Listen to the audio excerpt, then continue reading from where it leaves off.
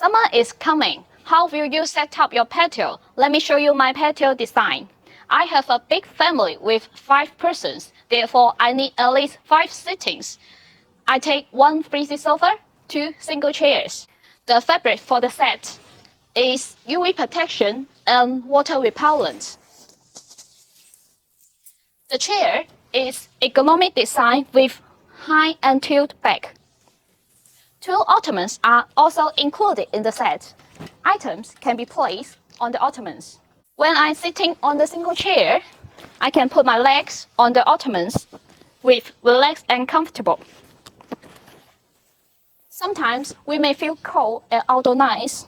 Therefore, I take the fire pit table. Let's see the fire.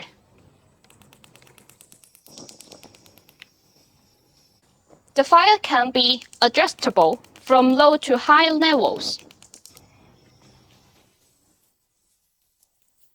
When the fire pit table are not used, it can be used as a normal table. I am looking forward to the moment when we hold parties here.